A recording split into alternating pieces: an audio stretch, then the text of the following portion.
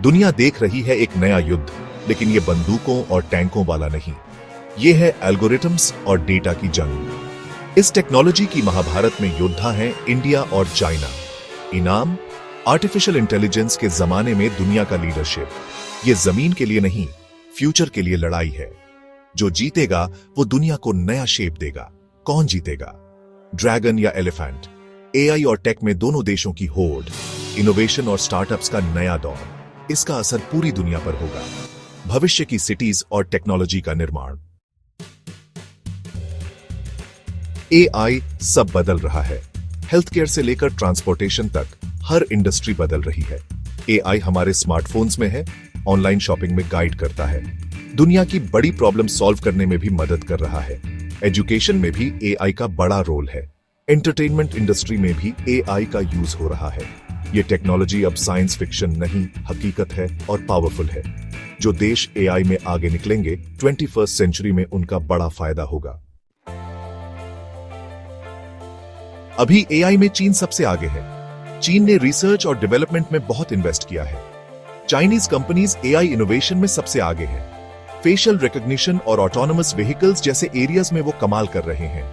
China का plan clear है, 2030 तक दुनिया का एआई सुपर पावर बनना, और वो अपनी मंजिल की तरफ BIH रहा है। चीन के एआई प्रोजेक्ट्स में हेल्थ केयर और एजुकेशन भी शामिल है। एग्रीकल्चर, मैन्युफैक्चरिंग और फाइनेंस में भी एआई का यूज भी आज रहा है। चीन एआई रिसर्च सेंटर्स और टैलेंट डेवलपमेंट पर भी फोकस कर रहा है। इंडिया भी पीछे नहीं है। इंडिया का आईटी सेक्टर बहुत स्ट्रांग है। टैलेंटेड इंजीनियर्स की कोई कमी नहीं।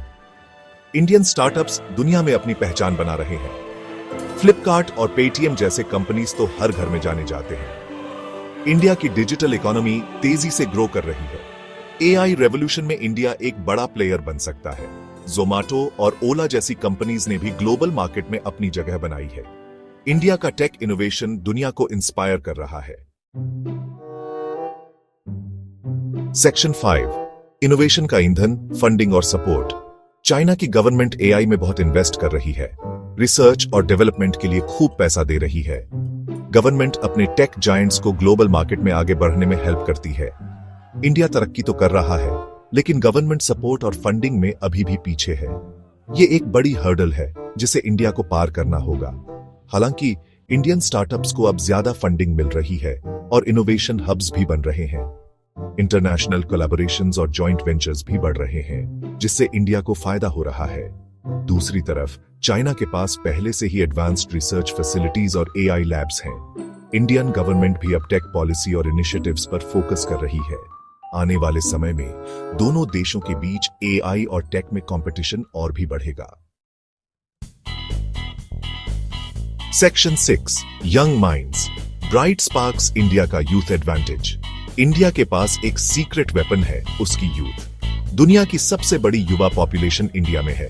ये जेनरेशन टेक सैवी है और नया करने के लिए तैयार है। इंडिया के एआई सपनों का फ्यूचर यही युवा है। ये बहुत बड़ा एडवांटेज है। अगर इंडिया अपने यूथ की एनर्जी और टैलेंट का सही इस्तेमाल करे तो उसे कोई नहीं हरा सकता। ये युवा एआई और टेक में नए आयाम स्थापित कर रहे हैं।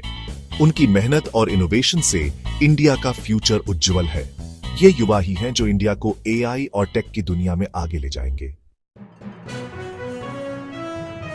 सेक्शन 7, डेटा की दुविधा, क्वांटिटी वर्सेस क्वालिटी। चाइना के पास डेटा का एडवांटेज है। उसकी बड़ी पॉपुलेशन बहुत ज्यादा डेटा जनरेट करती है। यही डेटा एआई एल्गोरिथम्स को पावर देता है। जितना ज्यादा डेटा उतना बेटर एआई। इंडिया की पॉपुलेशन भी बड़ी है, लेकिन डेटा एक्सेसिबिलिटी और क्वालिटी की प्रॉब्लम्स है। ये एक और चैलेंज है जिस पर इंडिया को ध्यान देना होगा। डेटा की क्वालिटी भी उतनी ही इंपॉर्टेंट है जितनी क्वांटिटी। हाई क्वालिटी डेटा से एआई की परफॉर्मेंस सिग्निफिकेंटली इंप्रूव होती है।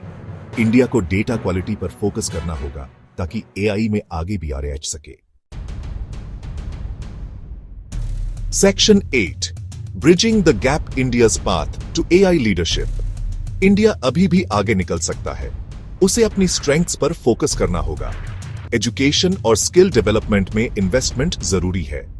इनोवेशन और एंटरप्रेन्योरशिप को बढ़ावा देना होगा। कोलैबोरेशन भी इंपॉर्टेंट है। इंडिया को दूसरे कंट्रीज के साथ पार्टनर करना चाहिए और उनसे सीखना चाहिए।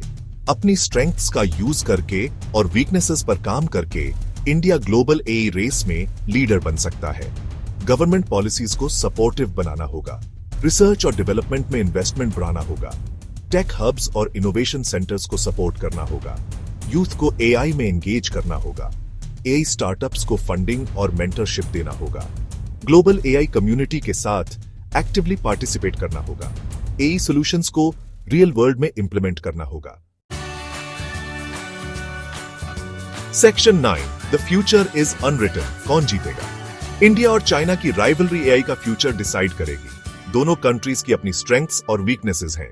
इस कंपटीशन का रिजल्ट अभी पता नहीं, लेकिन एक बात क्लियर है, पूरी दुनिया देख रही है। ये रेस 21st सेंचुरी और उसके आगे के फ्यूचर को शेप देगी। आपको क्या लगता है, कौन जीतेगा? एआई राइवलरी में इंडिया और